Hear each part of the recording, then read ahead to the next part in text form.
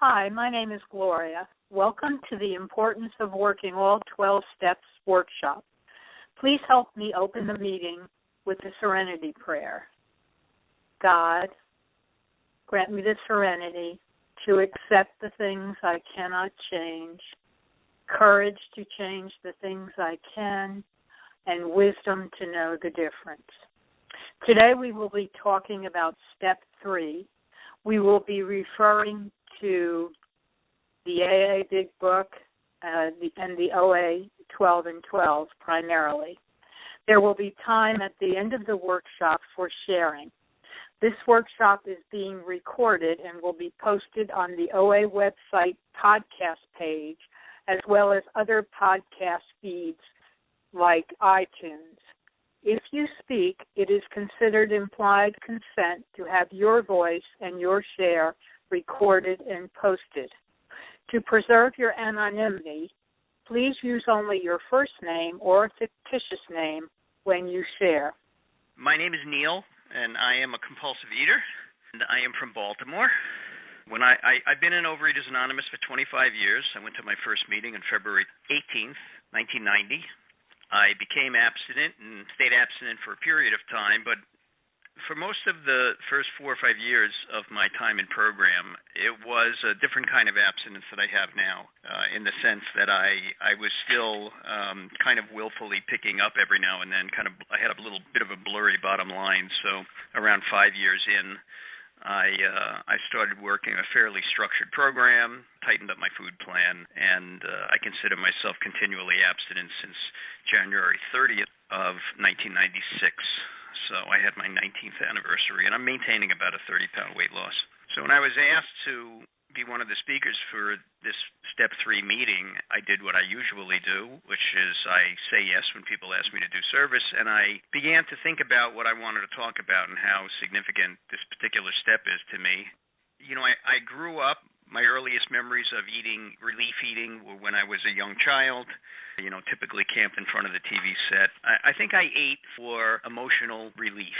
I grew up feeling very emotional, very sensitive, kind of overwhelmed by my feelings. I cried easily. I don't know if it was fear or what it was, but I found that to be a very difficult thing to grow up with. It just seemed like after a while, like I was just broken, like there was just something deeply wrong with me. I was ashamed of that, and I felt like I couldn't let anybody know, so I just had this feeling of being unworthy, and so relief eating was really a natural next step for me. It was just very tiring to just be me. So I'd be camped in front of the TV and eating, and, I think that was kind of like a double whammy, because not only was I eating to dull my feelings, but I was also engaged in, kind of zoning out. Fantasy is one of the things that my mind would do to escape. That took many different forms. I came into program because of my emotions. I actually came into OA through another 12-step program. I came into that program when I was 29 years old, having been not only eating compulsively, but more or less getting high in some way, shape, or form for the previous 12 years, just about on a daily basis. So I came into that program, and I was in that program for about a year and a half, and I met a woman. I actually came into that program through a woman that I was seeing. It seemed like God seemed to help me to find my way by helping me through the women that I was dating at the time. And so I found AA through that person, and ultimately became involved with a woman who came into AA and OA in 1985. And when the time came in 1990 for me to come in, she was there to encourage me in that direction, which is what I did. But I came in because I was really emotionally very depressed. There was a lot of resentment and a lot of feelings that everything that I had learned in the previous 7 years were not working anymore. I was still very guarded and very tightly wrapped. A lot of the old feelings that I had when I first started using were coming back. In a lot of ways I felt like life wasn't fair. I wasn't getting what I wanted. Of course, I had incessant demands, so even if I got what I wanted, I was never satisfied anyhow. So the things were being taken away from me. And I had this tremendous sense of entitlement. So I worried. I tried to control things. I would dwell on negative possible outcomes. I expected disappointment. And so I was operating out of fear in a kind of a survival mode. I was doing things impulsively, and there was really no order and no balance, and trust didn't come easy to me. And as a result, I acted impulsively, and I wasn't particularly concerned about the consequences of my actions. And when you live your life that way, the wreckage piles up, and I think the shame and the regret piles up with it as well. So when I got into OA, which was really just kind of divine providence anyhow, I think it was kind of a convergence of enough pain, enough temporary willingness, and my higher power working in my life. I was told that if I was a compulsive overeater, that I would benefit from putting boundaries around my food and incorporating daily positive actions, which were the tools. And they would constantly remind me that, in some fundamental way, that I was out of step with the world. And if I wanted to learn new ways of reacting to life and new ways of interpreting the signals that I thought the world was sending me, I just had to stick with my plan, that not eating a day at a time, which is still really the most important thing for me. As a food addict, I have a spiritual dimension to my life. I have a relationship with a higher power, but I came to that as a direct result of being abstinent. And while there may be people who can get by or can thrive just with a relationship with a higher power, I have to work my program. I can't take anything for granted. If I put myself at risk when I am in relationship with food, I can lose everything that I have, and I would be very disinterested in working as diligently to remain consciously in contact with my higher power if I was not abstinent. So to me, a day of abstinence is just as important, if not more, than it was when I first came in. So I was told, stick with the plan, but see where my life was out of balance, where my expectations were causing me trouble. And I was not of sound mind, I was told, and that I had to find an external source of power to help me if things were going to change. And I needed to develop a personal working relationship with that power, to let it know me and for me to begin to trust it. And that's where step 3 came in. Step 3 was the beginning of a journey that involved being okay with not having to have the answers, okay to be needy, and most importantly, it was just coming to believe that I could ask for help. And in a general way, I didn't have to say, God, do this, but I could say, God, I don't know how to do this, and let me just sit still and know that no matter how things go, it's going to be okay. And that was a big thing for me, because I think learning to sit still when I was going through things that made me uncomfortable was something that I did not develop any skills for prior to coming into program. If I felt uncomfortable, I became impulsive, I became impatient, and then I just acted out of survival mode, and that was not a winning strategy. So the operative words in step 3 were to make a decision. I had to become an active participant in this process of working with a higher power and invest in that relationship. I had to let go of the illusion that I was in control, and when I began to do that, I could see the value in not getting what I wanted. Maybe God just wanted to put me in a situation and to observe what was going on around me and to stop operating on automatic pilot. That if I sat still and I took some time, I could learn things that I wasn't learning when I was acting more impulsively. So one of the things that was said to me early on when I said, well, what does it mean to turn my will and my life over to the care of God? And someone says, well, your will is your thoughts. It's what your mind is telling you. And your life is the actions that you take. That was pretty good. And another thing that was a little confusing was that I wasn't turning my will over to God. I was turning it over to the care of God. And that was pretty important for me, because I realized that I had to have a conception of a higher power that had my best interests at heart. It cared about me. It was a benevolent power that wanted me to progress and succeed and to grow and evolve. And I don't know that I ever had that notion of a higher power. I could believe in kind of, galactically powerful being that built, created a complex world and made it go. But I don't know that I believe that I had a higher power that cared about what was going on with me and how much food I ate and stuff like that. And I know that there were a lot of people that are intimidated by this stuff. Yeah, I had to start working from the direction of Did my old ways of being where I didn't have a higher power, did that ever bring me happiness or serenity? Did the ways that I dealt with life ever bring me the results that I wanted on a consistent basis? And when the answer kept being no, then it was like, well, what do I have to lose?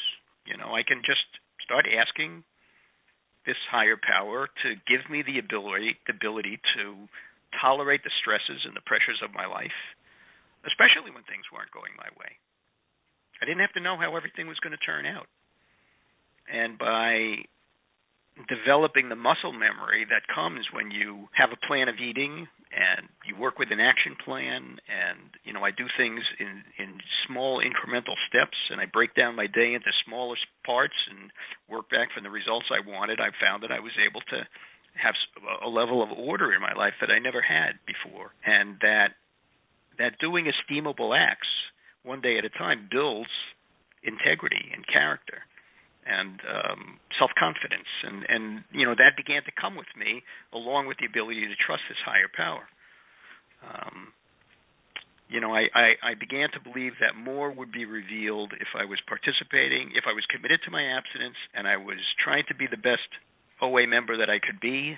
And I was told very early on to get active in program, and service is really a part of my story, and that helped put me in touch with other people that were very committed to working the program, and they all had a spiritual dimension, and they talked about God and their higher power, and it was an active relationship, and that reinforced that for me in a very positive way. So as I moved away from impulsive thinking and more into planning my day and organizing my thoughts, this was really a bold concept. I could make a decision to run my best thinking past God. And of course, I should say that I've always had a close relationship with my sponsor since I've been abstinent. And anything that was important to me or anything that I was involved with or confused about, I would run past my sponsor. But before taking action, I could make a decision to run my best thinking past my God as I understood him, and then wait before implementing my master plan, because I found out that bad ideas really are revealed to be pretty bad almost immediately. And so I didn't have to wait long, and that a good idea would wait. It would wait for me, and it would still be there when I got there. I could see if my ideas held up under scrutiny. So one thing I could say for sure is that Step 3 has saved me from more disastrous decisions than any other single aspect of my program, other than not picking up the first compulsive bite, no matter what. And nothing is more important to me than that. Abstinence is the engine that drives the whole operation, keeps me willing. My ability to not say the first thing that comes into my head revealed that there are entire alternate universes out there in that space between my thoughts and my actions. And if I put God in there, it gives them a chance to emerge. And as this process became more grooved, I really began to give credit to my higher power for helping me to see these alternate scenarios. I just had to do my part. I had to make a decision to let him show me. A couple of things that have come to me as a result of working Step 3 is I could run into a snag in my master plans, and I could shift gears. I could be pragmatic and come up with an alternate plan without getting too flustered about the whole thing. And I also realized that if I wasn't sure what to do, that I could slow down and just be still for a while, and God would let me see new options. Inspiration came to me when I learned to trust God and to turn my will and my life over. The OA 12 and 12 talks beautifully about intuition being returned, and I have experienced that and believe it to be true. I learned to become a more flexible person. The more that I was able to trust God with my life and my will, the more I was able to see that there were other people that hadn't found this gift, and that I knew that they were operating under the same kind of frustration that I used to, and it enabled me to be a little bit more compassionate. One of the most important things that happened as a result of working Step 3 is that I was given the ability to see what I was going to need in order to take Step 4 in a searching and fearless way. I was experiencing so much change and so much freedom from being able to take life in stride that I was willing to shine the light on some of the areas of my life that were pretty problematic for me. I learned how to take life in stride, that I could take little bites out of life, and I didn't have to chase after it and take big hunk and chunky bites. And every time that I ate, any time that I had a buildup of emotions in me and I ate or did some kind of relief-seeking behavior, I lost an opportunity to learn something about myself. Once I learned that, it was a very good opportunity to start doing an inventory of things in my life, the resentments, the patterns, to examine the important relationships, the losses, the secrets, the shame-based things, the fantasies that I thought separated me from other people. That knowing that I had a higher power and I could turn my will and my life over to that power no matter what, I felt a feeling of safety to begin to expose some of those things or to learn about them more in depth. One of the things that was very important for me was to write a personal prayer, my own personal third-step prayer, to ask my higher power for specific things. Early on, it had a lot to do with, specific ways to stay abstinent. As it moved on, I think it was really more a way of aligning my thoughts. So I just thought I would share this because this is something that I wrote at one point, and it continues to be true. So the prayer that I wrote was, God, walk with me through this day, that I feel your presence and know in my heart that you are with me. Go before me during difficult times, so that I will exercise discretion and good judgment when I need it most. Help me to treat other people as I would wish to be treated, and to remember always that without you, I would be lost in a world of addiction. Let me be a shining example to others of the best that OA has to offer, in good times and in bad, knowing that in your world, all things are perfect just as they are. May I do your will always. So that was an exercise that I did some years ago, and it continues to be something that I read and listen to. And I was told that I should write down instances when I've seen God working in my life and share them with my sponsor and other people. And to talk to other people. When I make phone calls, talk to them about the God moments or the times when they've trusted God and felt as if it paid off. So those are just a few of the things that I've learned in my time in program as it relates to Step 3. And as I said, I find this whole process of turning my will and my life over to God is to be an incredible turning point, because as the steps go forward, the need to further involve God in my life continues to grow as the steps go on until it becomes a constant. With that, I'll close. Again, my name is Neil. Thank you, Neil. My name is Gloria. I'm a compulsive overeater and a food addict. Today we will be talking about Step 3. I will be referring to the AA Big Book, our OA 12 and 12, just as Neil did.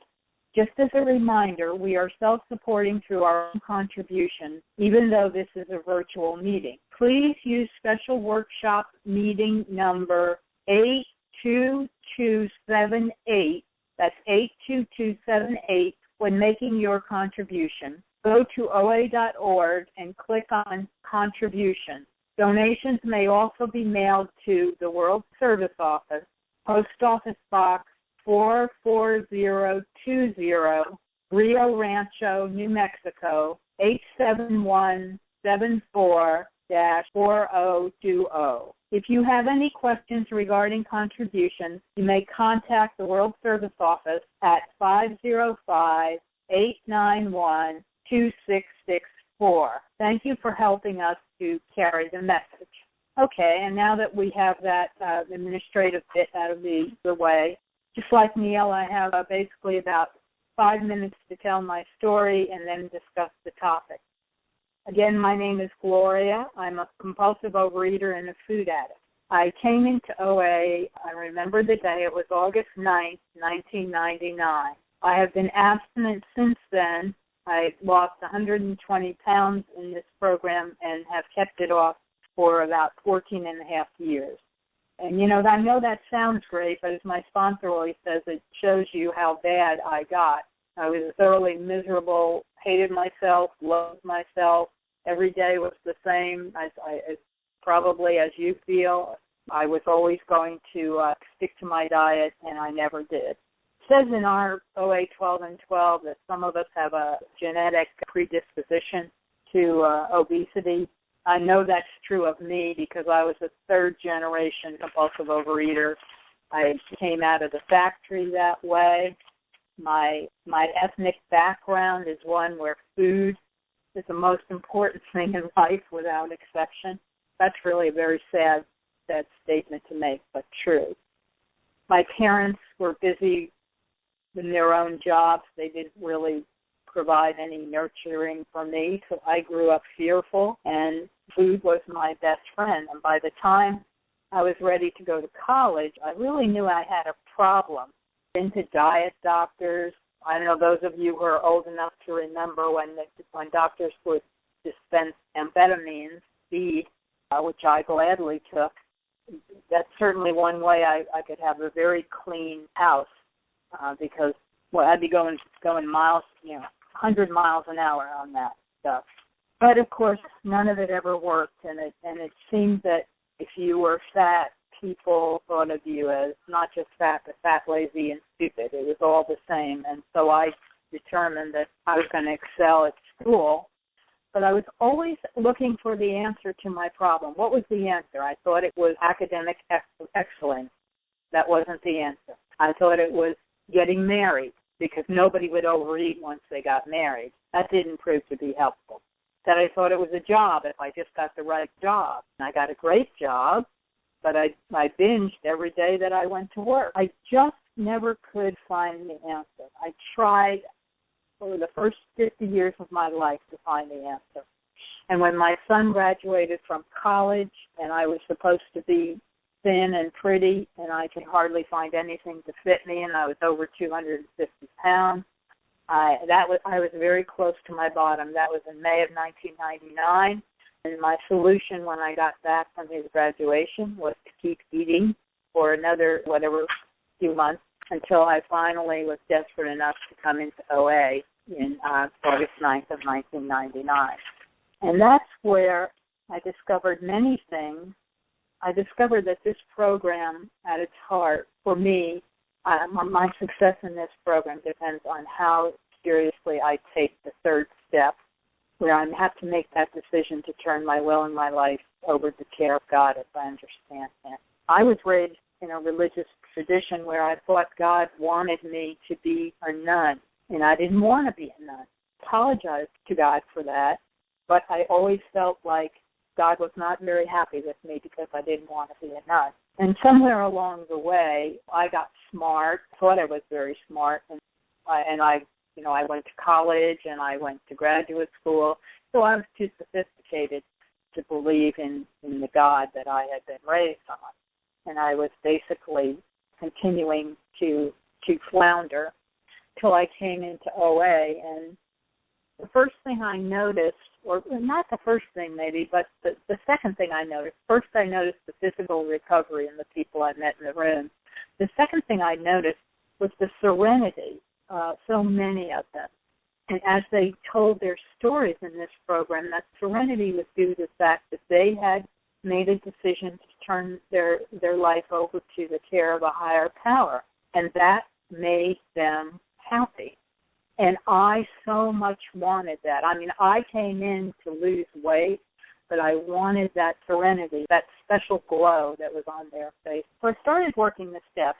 First, in step one, I admitted I was powerless. And so if I'm totally powerless over this addictive substance of mine, this food, then I needed to find some kind of power outside myself if I was going to get well, and I desperately wanted to get well. And one of the first things my sponsor had me read was the doctor's opinion, and there's a quote from that I'd like to read. It says, "Frothy emotional appeal seldom suffices. The message which can interest and hold these alcoholic people must have depth and weight. In nearly all cases, their ideals must be grounded in a power greater than themselves if they are to recreate their lives." And I wasn't quite sure what all that meant, but I got the part about how I was in a program now where I was going to have to recreate my life. My life was going to have to change. If I was going to do this, I had to somehow, whatever I came up with, whatever I was taught, whatever I learned as a way of living, it had to be grounded in a power greater than me. That, to me, is my higher power, which I choose to call God. So step one, I was powerless, but not helpless. I needed to find a power outside myself. And the answer to that is really in step 2, if I come to believe that a power greater than myself can restore me to sanity. And like perhaps many of you, that belief came to me basically based on other people. And I saw that the power of the group as that power. I started to believe that maybe I too could succeed. I could not only lose weight, but gain that serenity and somehow change my life, because I lived a life where I was just drifting. I had a job, I had a wonderful life, a wonderful husband, a wonderful child, a wonderful home. I couldn't see any of that. I was just drifting. I didn't know what to do. I acted on impulse. I had no principles. There was no spirituality in my life whatsoever. And I was very, very unhappy. With my sponsor, I came to step 3, and I struggled in this program to get what we call the spiritual connection, the God thing. I was tired of hearing people in a meeting say, oh, yeah, I was on my way to a fast food restaurant, and God took control of my car and turned it around. And that was all well and good if that worked for them, but that sort of thing didn't work for me. I couldn't come to that kind of belief. And so my sponsor told me basically, well, if you could have any higher power you want, what would it be? Make a list of the things you want in a higher power. So I did that, and one of the things that I put on that list was I wanted a higher power who, if I had a decision to make and I didn't know whether the decision should be yes or no, I wanted either a telephone call or a text message. I didn't want a cryptic answer. I wanted a message that said yes or no. And there were other things, but I put all that on my list. And she said, okay, make that your higher power. And so I tried to carry forward with that. I was still struggling with that. And she said to me, well, I'd like you to read the spiritual experience in the back of the big book, because I wanted that burning bush that is talked about, but that is not what I got. And so I'd like to read to you a little bit from that spiritual experience in the appendix of the big book that helped me. And it says, in the first few chapters, a number of sudden revolutionary changes are described. Though it was not our intention to create such an impression, many alcoholics have nevertheless concluded that in order to recover, they must acquire an immediate and overwhelming God consciousness, followed at once by a vast change in feeling and outlook. And that is what I thought I had to do. Yes, I thought I needed that kind of sudden, overwhelming God in my life. Then it goes on to say, among our rapidly growing membership of thousands of alcoholics, such transformations, though frequent, are by no means the rule. Most of our experiences are what the psychologist William James calls the educational variety, because they develop slowly over a period of time. Quite often, friends of the newcomer are aware of the difference long before he is himself. He finally realizes that he has undergone a profound alteration in his reaction to life, that such a change could hardly have been brought about by himself alone. What often takes place in a few months could seldom have been accomplished by years of self-discipline. With few exceptions, our members find that they have tapped an unsuspected inner resource which they presently identify with their own conception of a power greater than themselves. And that is exactly what happened to me. When I looked back on my first year of abstinence, I was able to see how much I had changed, how I had really changed drastically. And I had tried over and over and over again to do something about my eating, which was out of control. I had never been able to do that. And somehow, when I entered OA, a year later, I had lost all the weight I needed to lose. I had friends. I had never had friends before. I wanted to do good things. I no longer rushed into doing something. I would think about what my sponsor had told me and what the principles of the steps involved. It has happened without me realizing it. There definitely was a presence in my life, a presence of God in my life. To me, one of the things that helped me make the decision that I was going to turn my will and my life over to the care of my higher power was taking something in my life that was so personal to me, that thing being my food, what I ate, which I never wanted anybody to know about.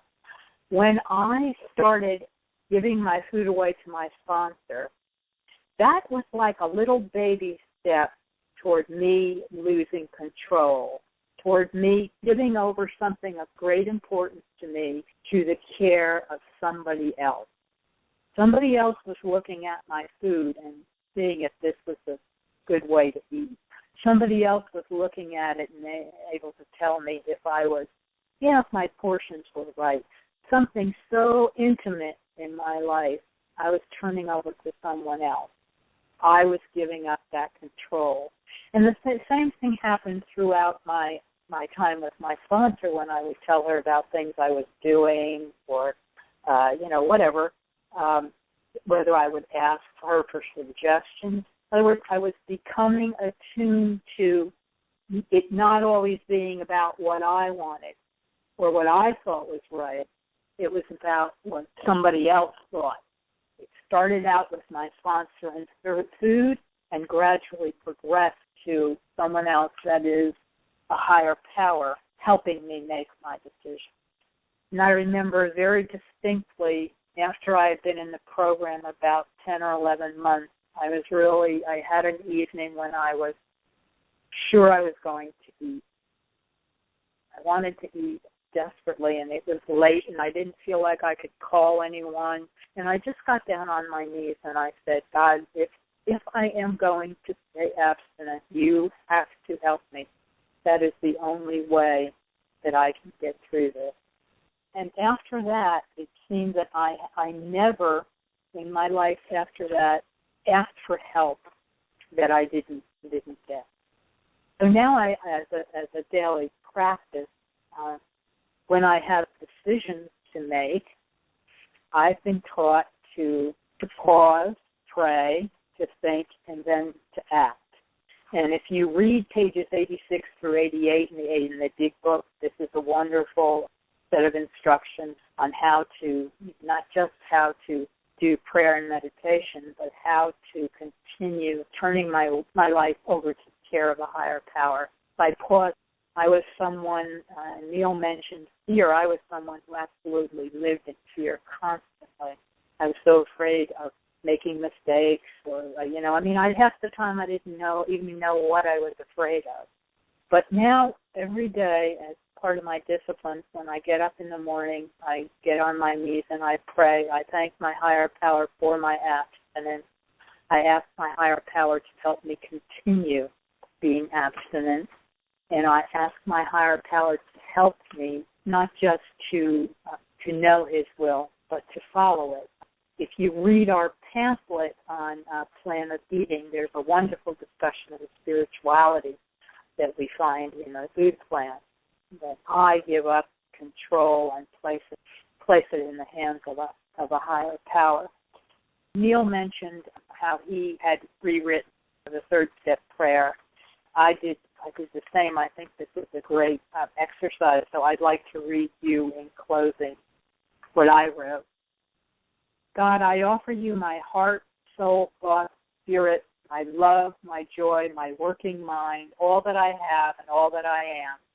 It is all yours, and I hope you will use me, all of me, in accordance with your plan for me, and however you see fit, without complaint or instruction from me.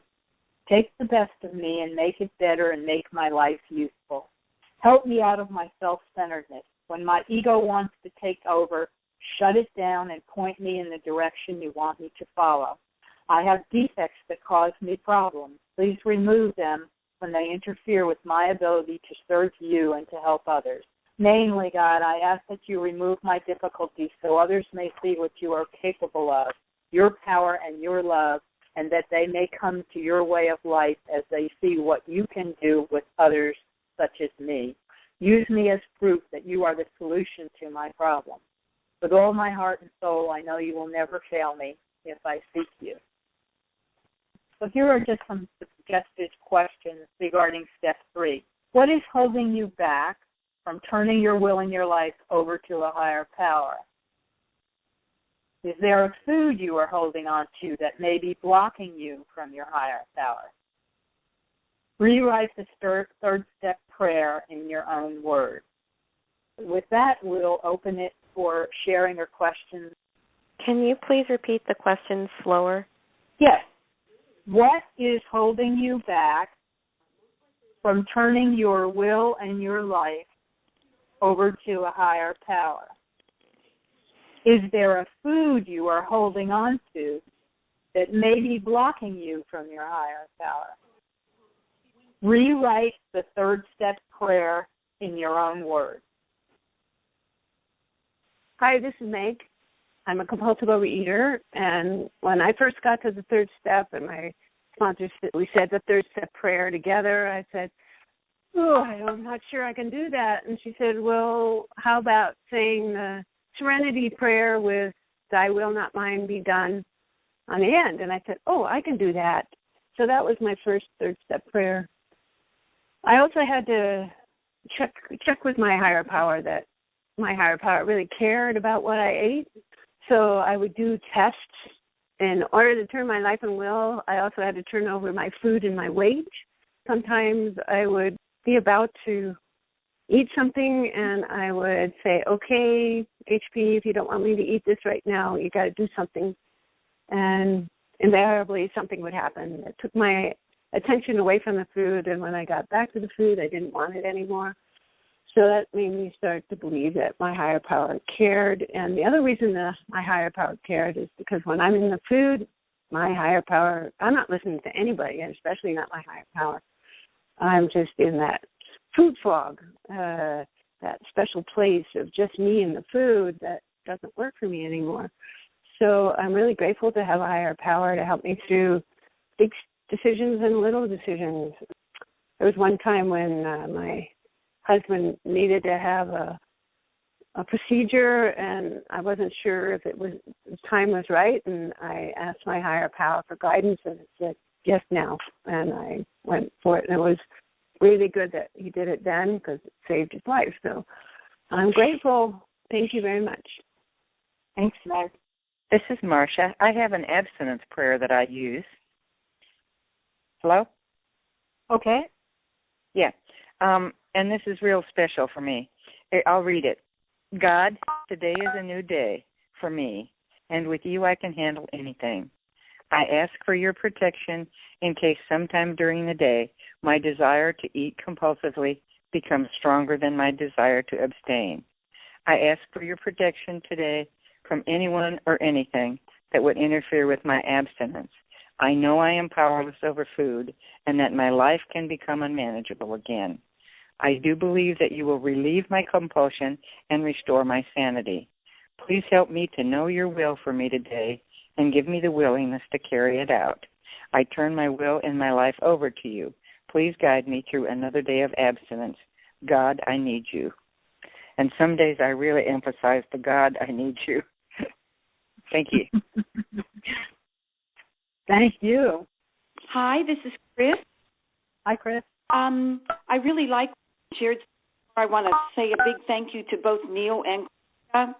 I have a little notebook that I've been keeping notes on these sharings and workshops, so I really appreciate everybody. The first thing I do when I get up in the morning, I say, good morning, God, you know me. This is Chris. I'm a compulsive overeater. I say the first and second, and when I say the third step, I say, made a decision to turn my will, my life, and my food over to the care of God as I understand Him. Then I say the third step prayer. And after that, then I remind myself that only with my higher power's help can I remember that nothing tastes as good as abstinence feels. and that no food is worth the anguish of a binge. And my day is bookmarked with many times in between with morning prayer and evening prayer, 10-step work every day. And so I'm just really grateful for this program. This month is my 14th anniversary as well as my belly button birthday. So I have a lot of gratitude. And if anybody's going to be in Nashville next weekend for the Southeast Conference and Assembly, I will see you there. Thank you so much.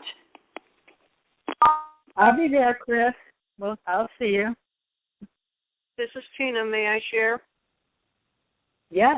Tina, I'm a recovering compulsive overeater, and I'm grateful to be abstinent today. And I want to thank you for this workshop, this whole series. It's been wonderful. Been on every week, or every month, I should say. Step 3 is particularly special to me in that I got into the program in 1989. I did not get a sponsor right away, but I knew I belonged. And my recovery started June 15th, 1989, which was when I attended my first OA meeting. I got my sponsor about 6 weeks later, loving, gentle, and kind, just the person I needed who gave me both flexibility and the discipline that I needed. And one of the things that she encouraged was that I attend a step meeting. I did. They were on step 3. We read it, we shared, and there was one person in particular who emphasized, turn my will and my life over to the care of God as I understand Him. And that just has stayed with me. I've been in program almost 26 years. I can see this woman saying it. I emphasize it with newcomers because so many times I hear turn my will and my life over to God, the short version. But turning my will and my life over to the care of God, and again, as I understood Him, has been so crucial to me in so many different ways. One, again, my higher power, whom I choose to call God, is loving, is gentle, is kind. It's a spiritual. I have, as opposed to my religious, and he's everywhere with me. And so many different times when, whether it's been good or bad, or challenging rather than bad, the thought of turning my will and my life over to the care of God has been so reassuring to me. And I've been allowed to let go of the angst, let go of the situation, knowing that I will be taken care of because I am turning my will and my life over to the care of God or higher power. This has also helped me so many times in other situations. When my niece, who has a history of had a history of miscarrying when she was pregnant, and then I'm going to say committed to bed, turning her will and her life over to the care of God, knowing that she would be taken care of. She now has 3 beautiful children. My father there were 2 elderly, got cancer.